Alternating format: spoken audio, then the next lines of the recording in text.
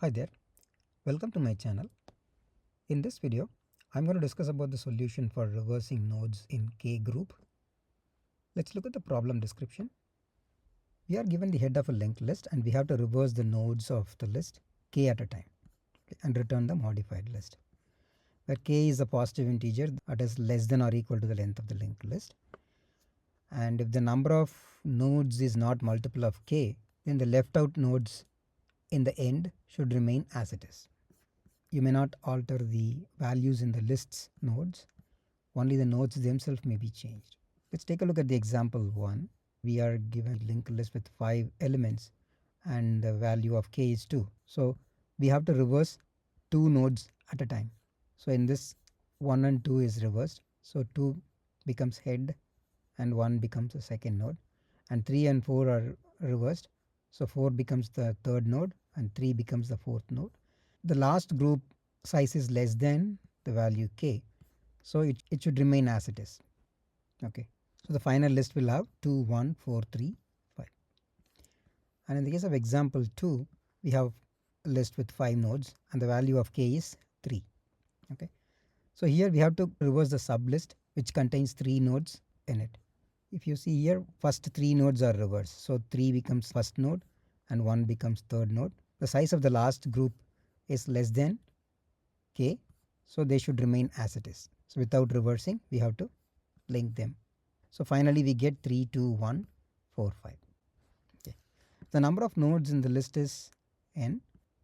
So the value of K and n are ranging from 1 to 5000 and the values of individual node is ranging from 0 to 1000. And we are expected to solve this problem with order of 1 extra memory space. Let's look at the approach to solve this problem. We are given this linked list with 5 elements in it and the value of K is 2, meaning we have to reverse 2 nodes at a time. So how do we group the linked list elements of size 2? Basically we can maintain a counter as we traverse the linked list. We increment the count and then we find the current count modulo K. If it is 0, then we have to reverse that group. In addition to that counter, we need to keep track of the head of the current group and tail of the current group and the head of the previously processed group and the tail of the previously processed group. We need these 4 data, okay, so that we can manipulate the link as we traverse the linked list. For example, in this case K is 2, so each group is of size 2. Okay, so this group is previously processed and this group is being processed currently. The node point to the current element being processed in the linked list. As we traverse the linked list, we need to keep track of the previous group head and tail and the current group's head and tail. Okay, so whenever we see the group size equal to K, then we have to reverse that sub list and then we have to link the new head of this reversed list to the last group's tail. Okay, for example, after we reversing these 2 elements, the node 4 becomes the head of the current group and 3 becomes the tail of the current group. So we have to link the last group tail 1 and 4. Okay, and then when we need to handle some special cases, like when we process the first group, okay, after reversing these 2 nodes, there is a change in the head of the current linked list itself, because before reversing this sublist, the head is pointing to node 1, but after reversing this, the head should point to node 2. So for that, we check whether the current count is exactly equal to the value of K. Okay, that means we are processing the first subgroup. So in this case, we have to update the head pointer with the last group head. This is the last group head. Okay, so this will be assigned to head. That is one case. Other case we need to handle is where the number of elements in the group is less than the value k. In that case, we should not reverse any nodes in that group. Instead, we have to attach the head of that group with the last group's tail. Okay. For example, after reversing this, then if we start processing this node should be attached to the last group tail. After reversing, the 3 will be here. So 3 and 5 should be linked. Okay. So that case we need to handle. That's what I have written here. Basically, we need to maintain 5 pointers and then 1 counter. Okay. So these 2 pointers point to the head and tail of the current group. These 2 pointers point to the head and tail of the last group reversed, and this pointer points to the current node being processed in the linked list, and this keep track of the number of nodes visited so far. Okay. So first we initialize the node and the current group head to point to the head of the linked list. Initialize the count to 0. Then we start traversing the linked list. So each iteration we remember the next pointer of the node, and then we update the current group's tail pointer to point to the current node being processed. Okay. And then increment the count. Next, we check the count modulo k is equal to 0. That means we have enough number of nodes to reverse. Okay. So first we check whether the last group tail is not equal to null. So that means previously we processed one group. After reversing this, we supposed to link the new head of this group to the last group tail. Okay. So that's what we are doing. Make the current group tail node as the last group tail node, because the current group tail is used before reversing the linked list. That means this node will become the head of the current group after reversal. So that's why we are linking the last group tails to the current group tail. We call the reverse list function to reverse the current group head and tail, and then this function will return the head of the reversed list, that is going to be a last group head and last group tail. Okay. Then we handle the special case where we need to update the head pointer if we are processing the first group of elements in the linked list. Okay. So if the count is equal to k, then we assign the last group head to head, and then next we assign the next node as the current group head, because we are going to process a new set of nodes. So that's why the next node will be the head of that next group. Then if next is equal to null, then we make the current group head as the next node of last group tail. Basically we are linking the previously processed group's tail node with the unprocessed list's head node. Then update the next pointer, and then we repeat this until we process all the elements in the linked list. Let's look at the flowchart. Input for this procedure is the head of the linked list, the group size k. Okay. So first we initialize the current group head, current group tail, and last group head, last group tail, node, and the count. The count is initialized with 0. Node and current group head point to the head of the linked list. Then we traverse the nodes in the linked list in this for loop. First we check whether the node is equal to null. If it is true, then we go ahead and return the head of the linked list. If it is not null, then we save the current node's next pointer in the next variable, and then update the current group tail pointer with the pointer to the node. Then we increment the count, the number of nodes visited so far. Next we check whether the count modulo k is equal to 0. If it is equal to 0, that means we have enough nodes to form a group of size k. So we go ahead and reverse that. Before reversing that, we check whether the last group tail is not equal to null. If the last group tail is not equal to null, that means we processed one group earlier.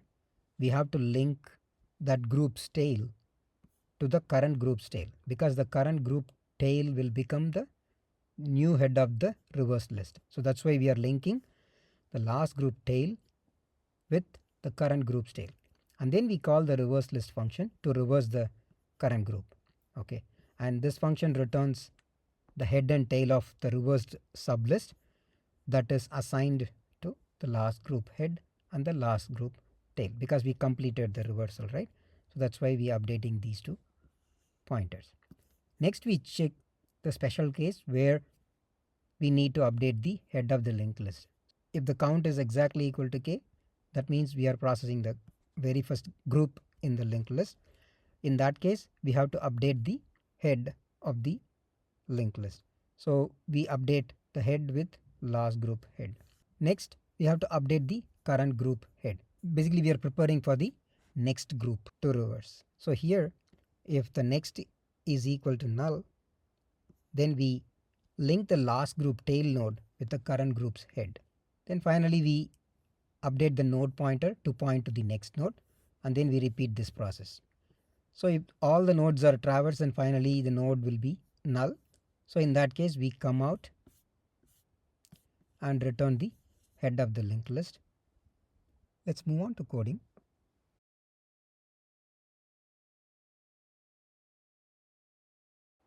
First, I initialize the current group head and tail pointers. Then I initialize the last group head and tail pointers. Then I initialize the node pointer that points to. Then I initialize the count variable to 0. And I initialize the node to point to the head of the list and the current group head to point to the head of the linked list. Next, I write the for loop to traverse the linked list. First, I store the next node pointer to the next variable, and then I update the current group tail to point to the current node being processed, and then I increment the count. Next, I check whether the count modulo k is equal to 0. If this is true, then I check whether the last group tail is not equal to null. That means this is not the first group being processed. In that case, I update the next pointer of the last group tail to point to the current group tail, because this current group will become the head of the new subgroup after the reversal. Then I call the reverse linked list function to process the current group, and then I assign the return value to the last group head and last group tail pointers.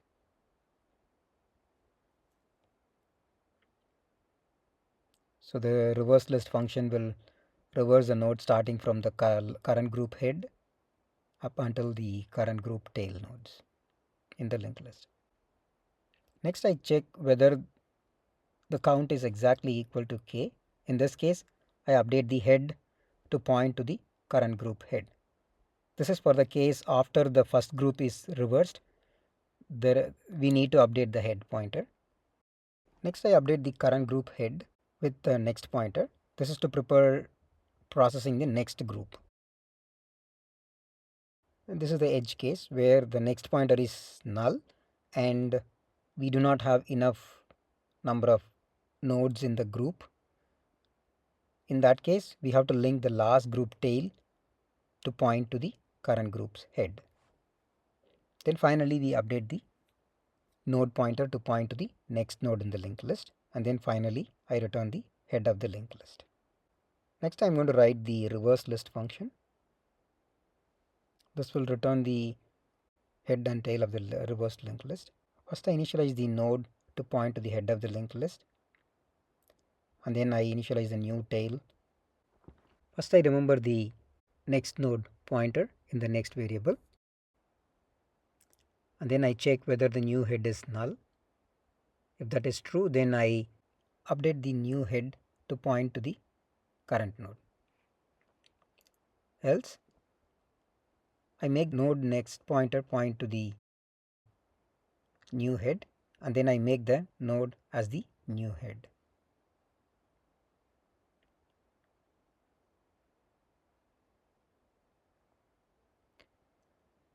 Then I check whether the current node is equal to the tail of the input linked list. In that case, I break out of the loop. Otherwise, I update the node pointer to point to the next node in the linked list. Then I finally return the new head and new tail of the reversed linked list. Next I'm going to run the test cases. Okay, compilation error.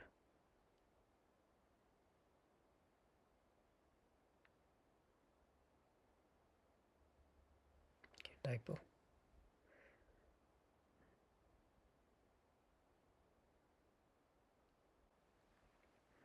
Let me rerun the test case. All the tests passed.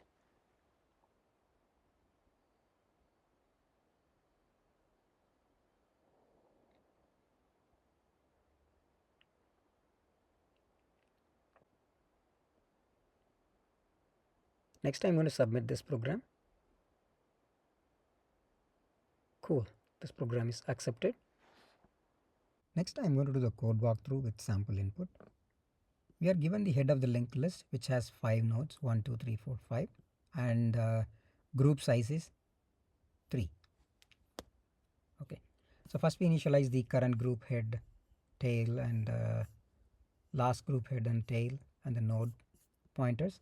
So the count is initialized to 0. Node and the current group head points to the first element in the linked list. And the current group tail is null before we entering the loop. And the last group and the head and tails are null. And then we enter the for loop. So in the iteration 0, the count is incremented to 1. And the next is pointing to the second node. And the node is pointing to the head of the linked list. Okay, and the current group head is also pointing to the first node, and then we update as each node is processed, we update the current group tail pointer to point to that current node. So in this case node 1, so both current group head and current group tail are pointing to 1. Next we check whether the count modulo k is equal to 0. In this case 1 modulo 3 is not equal to 0, so we skip this. Then we check whether the next is null. In this case it is not, so then we simply update the node pointer. So now the node becomes 2. So when we leave this iteration, the node points to 2, and then the iteration 1. So when we enter, we increment the count, so the count becomes 2 and the current node points to node 2 and the next points to node 3. And the current group head is 1 and the current group tail points to the current node being processed, which is 2. So current group head is here, current group tail is here. And then again the count modulo k is not equal to 0, so we skip this, and then next is not equal to null, so we skip this. Then we update the node pointer to point to the node 3. So that's why the next, so node is now pointing to 3.